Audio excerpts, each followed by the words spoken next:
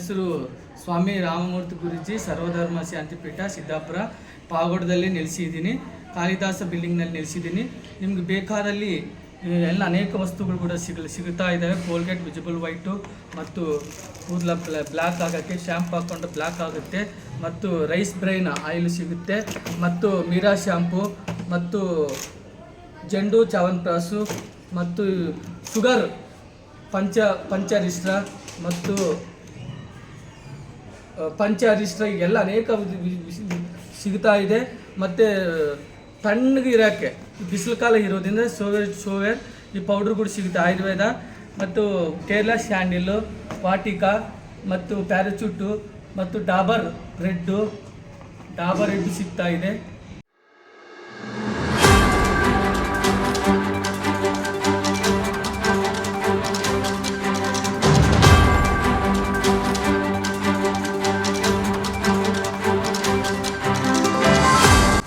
ಗುರುವಾರ ಪಟ್ಟಣದ ಹೊಸ ಬಸ್ ನಿಲ್ದಾಣದಲ್ಲಿನ KSRTC ನಿರ್ವಾಹಕರ ಮೇಲೆ ಪಾವಗಡದ 4 ಜನ ಪುಂಡರು ಕಂಡಕ್ಟರ್ ಮೇಲೆ ಹಲ್ಲೆ ನಡೆಸಿದ್ದಾರೆ. ಇನ್ನು ಈ ಹಲ್ಲೆಗೊಳಗಾದ ಅನಿಲ್ ಕುಮಾರ್ ಎನ್ನುವರು ಪಾವಗಡ ಪೊಲೀಸ್ ಠಾಣೆಗೆ ದೂರು ಸಲ್ಲಿಸಿದ್ದಾರೆ. ಈ ಒಂದು ದೂರಿನ ಸಾರಾಂಶದಲ್ಲಿ 13/3/2025 ಗುರುವಾರ ಬೆಳಗ್ಗೆ 9:30ಕ್ಕೆ ನಾವು ಪಾವಗಡದ ಹೊಸ ಬಸ್ ನಿಲ್ದಾಣದಲ್ಲಿ ಪ್ರಯಾಣಿಕರನ್ನು ಹತ್ತಿಸಿಕೊಂಡು ತುಮಕೂರಿಗೆ ಪ್ರಯಾಣ ಮಾಡುವಾಗ ಕೆಲ ಪ್ರಯಾಣಿಕರು ನಾವು ಬೆಂಗಳೂರಿಗೆ ಹೋಗಬೇಕೆಂದಾಗ ಇದು ಬೆಂಗಳೂರಿಗೆ ಹೋಗೋದಿಲ್ಲ ತುಮಕೂರಿಗೆ ಹೋಗುತ್ತೆ ಎಂದಾಗ ಅದರಲ್ಲಿದ್ದ ಒಬ್ಬ ವ್ಯಕ್ತಿ ಸೀಟ್ ಮೇಲೆ ಹೋಗದಿದ್ದಾನೆ.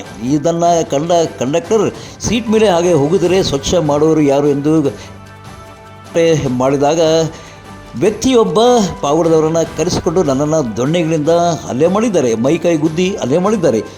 ಈ ಒಂದು ಹಲ್ಲೆ ಮಾಡಿದವರು ಗೋವರ್ಧನ ಬಿನ್ ನಾಗರಾಜು, ಬೋವಿ ಕಾಲೋನಿ ಪಾವಗಡ, ಮತ್ತು ಕೆಂಪರಾಜು ಬಿನ್ ಮೋಟಪ್ಪ, ಬೋವಿ ಕಾಲೋನಿ ಪಾವಗಡ, ಪ್ರಕಾಶ್ ಬಿನ್ ವೆಂಕಟೇಶ್, ಬೋವಿ ಕಾಲೋನಿ ಪಾವಗಡ, ಮತ್ತು ನನ್ನನ್ನು ದೊಣ್ಣೆಯಿಂದ ಕೆಂಪರಾಜು ಎನ್ನುವನು ಹೊಡೆದಿದ್ದಾರೆ ಎಂದು ನನ್ನ ಕರ್ತವ್ಯಕ್ಕೆ ಅಡ್ಡಿಪಡಿಸಿದ್ದಾರೆಂದು ಪಾವಗಡ ಪೊಲೀಸ್ ಠಾಣೆಗೆ ದೂರನ್ನು ಸಲ್ಲಿಸಿದ್ದಾರೆ. ಈ ಒಂದು ದೂರಿನ ಅನ್ವಯ ಪಾವಗಡ ಪೊಲೀಸರು ಕ್ರಮ ಜರುಗಿಸಿ ಈ ಒಂದು ಮೂವರನ್ನು ಬಂಧಿಸಿದ್ದಾರೆ ಎನ್ನಲಾಗಿದೆ.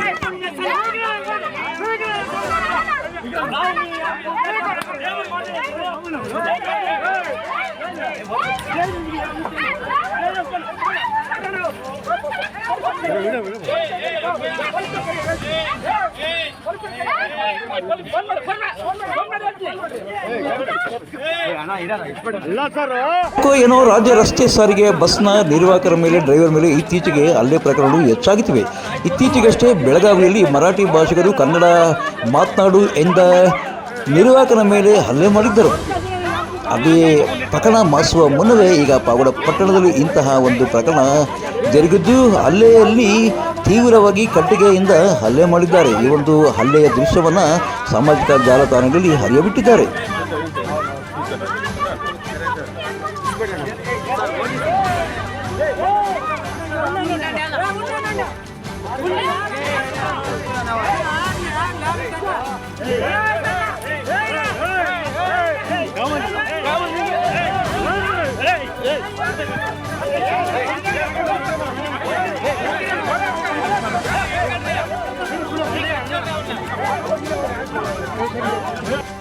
ಹಲ್ಲೆಗೊಳಗಾದ ನಿರ್ವಾಹಕ ಅನಿಲ್ ಕುಮಾರ್ ಎನ್ನುವರು ಪಾವಗಡ ಸರ್ಕಾರಿ ಆಸ್ಪತ್ರೆಯಲ್ಲಿ ಚಿಕಿತ್ಸೆಯನ್ನು ಪಡೆದುಕೊಂಡಿದ್ದಾರೆ. ನಂತರ ಪಾವಗಡ ಪೊಲೀಸ್ ಠಾಣೆಗೆ ತೆರಳಿ ಈ ಒಂದು ಹಲ್ಲೆಗೆ ಕ್ಷುಲ್ಲಕ ಕಾರಣದ ಬಗ್ಗೆ ಅವರು ದೂರಿನಲ್ಲಿ ವಿವರಿಸಿದ್ದಾರೆ. ಇನ್ನು ಪಾವಗಡ ಪೊಲೀಸರು ತಕ್ಷಣವೇ ಕ್ರಮ ಜರುಗಿಸಿ ಈ ಒಂದು ಮೂವರನ್ನು ಬಂಧಿಸಿದ್ದಾರೆ ಎನ್ನಲಾಗಿದೆ. ಪಾವಗಡ ಪಟ್ಟಣದ ಮಟನ್ ಮಾರ್ಕೆಟ್ ಹಿಂಭಾಗದಲ್ಲಿ ಯುಜಿಡಿ ತುಂಬಿ ಬಲಮೂತ್ರ ತ್ಯಾಜ್ಯ ಎಲ್ಲ ಹೊರಗಡೆ ಬಂದಿದೆ. ಇದರಿಂದ ಹಂದಿಗಳು ಗೋರಾಡುತ್ತಿದೆ. ಈ ಒಂದು ಮಟನ್ ಮಾರ್ಕೆಟ್ ಪಕ್ಕದಲ್ಲಿಯೇ ಬೇಣುಗೋಪಾಲ ಹೆಣ್ಣು ಮಕ್ಕಳ ಪ್ರೌಢಶಾಲೆ ಇದ್ದು ಈ ಮಕ್ಕಳಿಗೆ ಗಬ್ಬು ವಾಸನೆ ಬಡಿಯುತ್ತಿದೆ ಎಂದೇ ಪುರಸಭೆಯವರು ಎಚ್ಚೆತ್ತುಕೊಂಡು ಈ ಒಂದು ಮಲಮೂತ್ರ ತ್ಯಾಜ್ಯವನ್ನು ಸ್ವಚ್ಛಗೊಳಿಸಬೇಕು, ಹಂದಿಗಳು ಗೋರಾಡದಂತೆ ಕ್ರಮ ಜರುಗಿಸಬೇಕೆಂದು ಸಾರ್ವಜನಿಕರು ಒತ್ತಾಯಿಸುತ್ತಿದ್ದಾರೆ.